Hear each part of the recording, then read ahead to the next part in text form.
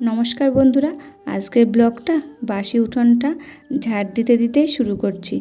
আমার প্রিয় বন্ধুদের জানাই সুপ্রভাত। আমি নদিয়া জেলার পাপিয়া এপি ডেলি ব্লগে সকল বন্ধুদের জানাই স্বাগত। তোমরা কেমন আছো সবাই? আশা করছি সবাই খুব ভালো আছো আর সুস্থ আছো। আমিও না বেশ ভালো আছি। আজকে হচ্ছে বৃহস্পতিবার, এখন সকাল 7টা বাজে। এখন থেকে তোমাদেরকে সাথে নিয়ে ব্লগটা শুরু করছি। আশা করছি ব্লগটা কিছুটা হলেও তোমাদের ভালো লাগবে। তবে যাই হোক বন্ধুরা, উঠোনটা আমার ঝাড় দেওয়া হয়ে গেল। আর সকল বন্ধুদের জানাই ভিডিওটা স্কিপ না করে সম্পূর্ণ ভিডিওটা দেখার অনুরোধ থাকলো। তবে যাই হোক বন্ধুরা, আজকের ভিডিওটা হচ্ছে সকাল 7টায় ঘুম থেকে উঠে একদিকে রান্না বসিয়ে আমি যেভাবে মাত্র 1 ঘন্টার মধ্যে আমার বেডরুমটা পরিষ্কার করি, সেটাই তোমাদের সঙ্গে আজকে শেয়ার করছি। তবে যাই হোক বন্ধুরা, এইদিকে আমার স্নান কমপ্লিট করে ছাদে চলে এসেছি, জামা কাপড়টা নেড়ে দিলাম। তারপরে দুটো গাছ ছিল, সেই গাছ দুটো লাগিয়ে দিলাম।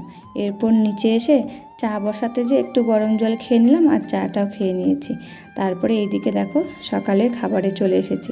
মেয়ে স্কুলে যাবে, আগের দিনের ভাত আর ছিল মাংসের ঝোল, ওটা দিয়ে খাইয়ে ওকে স্কুলে পাঠিয়ে দিলাম। তারপরে কালকে জানো জামাগুলো নিতে আসেনি, সেই জামাগুলো ভাঁজ করা হয়েছিল না, সেটাও করে নিলাম। তারপরে চলে এসেছি বাগানে, এই যে ঘ্যাটকল তুলতে। অনেকগুলো ঘ্যাটকল তুলেছি আর অনেক ঘ্যাটকল ছিল এখনও, সবগুলো তুলিনি জানো।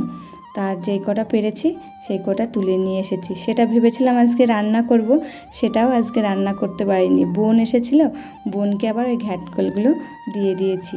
এইদিকে দেখো আমি ভাত বসিয়ে দিয়েছি, এবার আমার বেডরুমটা পরিষ্কার করতে চলে এসেছি আমি। তবে যাই হোক বন্ধুরা, ভাত না হতে হতেই কিন্তু আমার বেডরুমটা পরিষ্কার করা হয়ে গেছিলো। যে জানলাটা এখন মুছছি সেই জানলাটা যেন খুলতে পারি না, মানে এঁটে গেছে একদম, শুধু ওইটা হাফ খোলে, তাই ওইটাকে খুলে আবার আটকিয়ে দিই। ওটা পিছনের দিকে রাস্তা, ওটা সবসময় খোলা রাখলে না ধুলো আসে ঘরে। তা এই সাইডের জানলাটাও মোছা হয়ে গেল। আর যেহেতু বেড কভারটা আজকে তুলেছি, তার জন্য আর একটা কাঁচা বেড কভার তুলে দিলাম। আমারও তো নামি দামি বেড কভার নেই, যখন যেটা পাই তখন সেটাই বেডের উপর পেতে রাখি আর সুন্দর করে গুছিয়ে রাখি। যেরকমই বেড কভার পাথো না কেন, একটু সুন্দর করে বেডটা গুছিয়ে রাখলে না দেখতে সুন্দর লাগে। তবে যাই হোক বন্ধুরা, কালকে কি হয়েছে জানো, আমি তো প্রতিদিন 2:30 ভিডিও ছাড়ি। কালকে ভিডিও আপলোডও করেছি। 2:30 যে ছাড়তে যাব, দেখছি ভিডিওর পরে কপি লিঙ্ক এসেছে। কিসের জন্য এসেছে বুঝতে পারলাম না। অনেকে বলছে যে কোনো গান কারোর কেনা রয়েছে, সেই গানটা দিয়েছো, তার জন্য কপি লিঙ্ক এসেছে।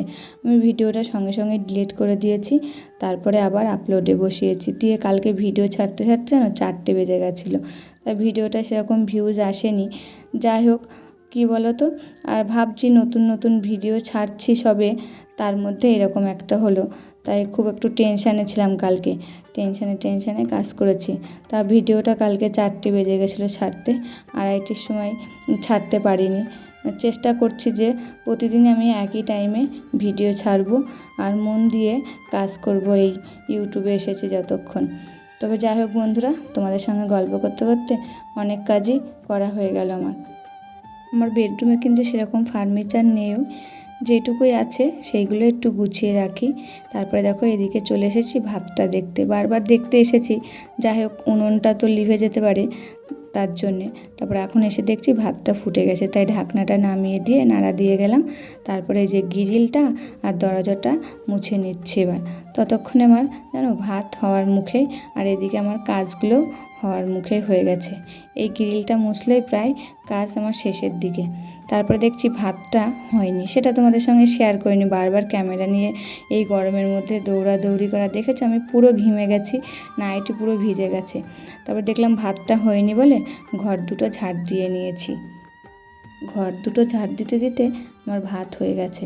এবার চলে এসেছি উনুন পরে, ভাতটা নামিয়ে নেব, নিয়ে একেবারে কড়াইটা বসিয়ে রান্না বসিয়ে দেবো।